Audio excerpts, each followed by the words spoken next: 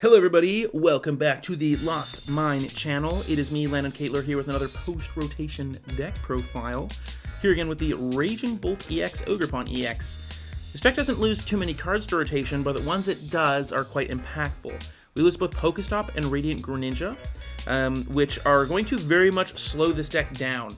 So it kind of looks a little different. We'll see post-rotation. We don't have quite the ability to go attacking turn 1 going second as we did before, which is a little unfortunate. But we do have kind of a different power level. We are still able to pull off that attack. It's just a little bit less consistent.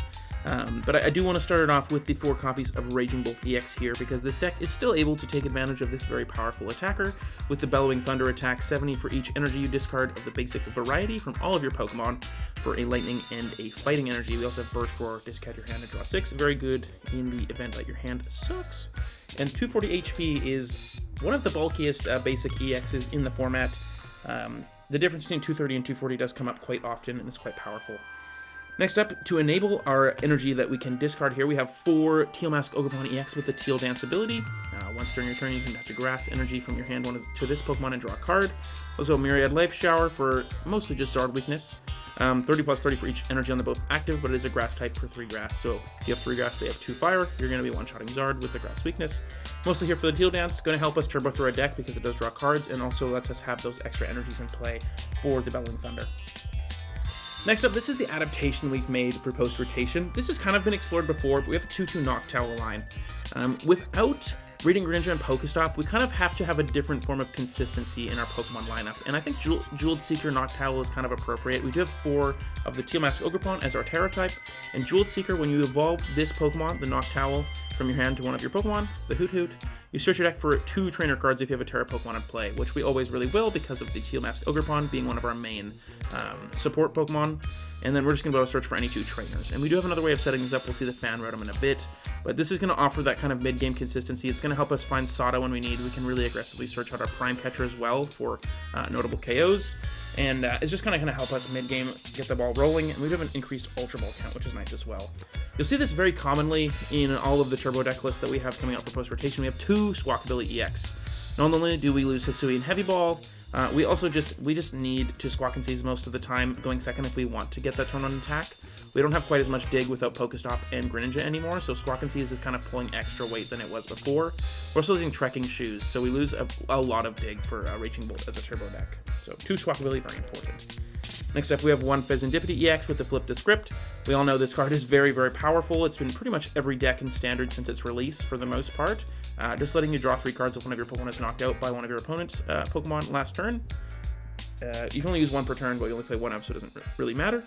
But mid-game consistency is fantastic. It allows you to find those mid-game combos really easily. Next up, we have Iron Bundle with the Hyper Blower. This is quite important. Maybe if your opponent has only 1 1-prizer in play and it's in their active, we can Hyper Blow it out of the way, get a 2-prize knockout. That's what Raging Bolt really excels at. We kind of struggle with the 1-prize deck, so try to take as many 2-prize KOs as possible. Last up is the Fan Call Fan Rotom. Once during your first turn, you can search your deck for up to 3 colorless Pokemon with 100 HP or less, so we're basically going to be finding Hoot, Noctowl, or vice versa. It's just, you can basically nest ball for one of these, and then get both your Hoots and your Noctowl going. Also thins your deck quite notably. We may not have a huge amount of bench space for this. We are not playing any of the Area 0 Underdepths in this list, which may be something I want to try and consider. But I think with this thin Noctowl line, we can usually get away with the Fan Rotom. And Assault Landed notably, 1 colorless 70 damage. If there's no stadium in play, this attack does nothing. But a very powerful attack if we have a stadium, or our opponent does as well. It's just 1 for 70, which is really, really good on such a good source Pokemon already. Next up, our main supporter, Professor Sada's Vitality. We know from pre-rotation Raging Bolt that this is the way to play the deck. Choose 2 of your ancient Pokemon, put a basic energy from your discard pile to each of them, and then draw 3 cards. It's kind of like Welder back in the day. We get 2 energies back from discard, draw 3. Very powerful to keep our Bellowing Thunder damage up and running, which is kind of the way this deck is able to operate only. So we need 4 Sada. Unfortunately, we're only able to play 1 of each other supporter here. We have 1 Iono, 1 Boss. We're basically always having to play Sada, except for like 1 or 2 turns a game, so we see like 2 other supporters. We need Boss for Gust, obviously, and we have Iono for a little bit of disruption. We'd have Palpad as well for later. For Nest Ball, this was the normal pre-rotation, but we also have 4 Ultra Ball now. Ultra Ball pulls 2 interesting roles. We need the Ball Search.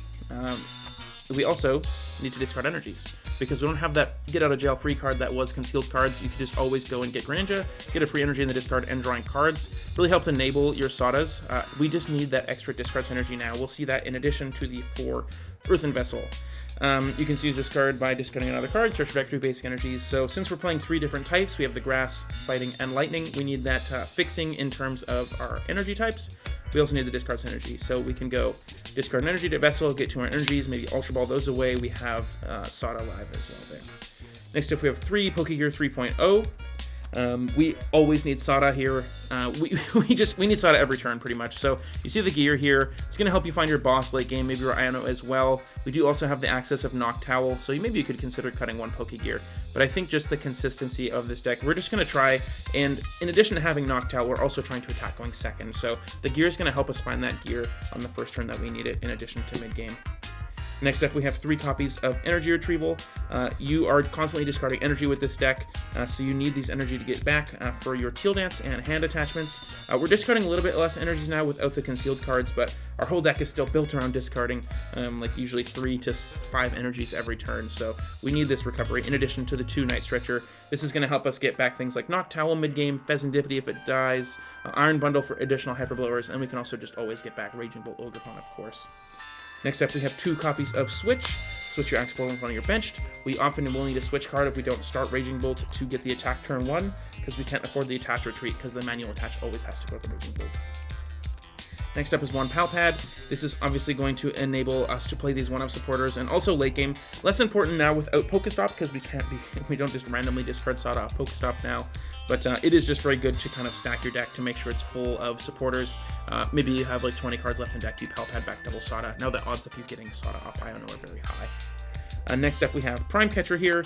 Again, these aggro decks just love Prime Catcher. Just ensuring you get a 2-prize knockout as often as possible is the way to go with Raging Bolt. So we're basically always just trying to Prime Catcher, maybe up something like a Fez or a Squawk, something like that. Just a liability, maybe an Ogerpon.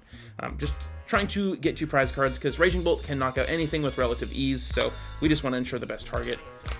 Now this is something I'm not super sure about. We have 2 Cycling Road, so I'm kind of torn between this and trying to play Area 0. Testing will tell, but Cycling Road is kind of like Greninja at home. You have discard an energy once per turn. Either player can do this, and then you draw a card. So I mostly just wanted more additional ways to get energy in discard, because every turn 1 we're going to try and get 2 energy in the discard. This does dig us an additional 1 card, which is not irrelevant, but it's mostly just for the discard synergy. It may be correct that we just play Area 0 and have the ability to play maybe a thicker Noctowl line, more support Pokemon. Something like Latios maybe, but I think for now I want to try the Cycling Round. And then next up for energies, we have 5 Grass, 3 Fighting, 3 Lightning. This is pretty standard from pre-rotation. We have 4 Vessels, so we effectively have, what's that, 15 outs to energy. We have Energy Retrieval mid-game, Night Stretcher, Sada gets them back, so we have no shortage of energy here. With the Cycling Road, instead of Radiant Greninja, we're basically discarding the same amount of energy, actually, so yeah, I'm happy with this energy split. But that's Raging Bolt post-rotation. Definitely gets a little bit of a nerf, but everything does. Really not happy to see Radiant Greninja go for this deck, and Pokestop was incredibly powerful for the consistency here. But I think we could survive as Raging Bolt. I think Raging Bolt is definitely still a viable archetype, especially if we have really bulky Pokemon that we need to get through, maybe like Archaludon, Dragapult, those kind of decks.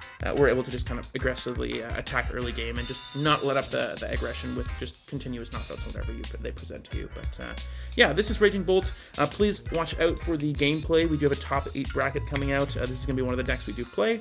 In addition to that, follow our Twitter at The Lost Mine.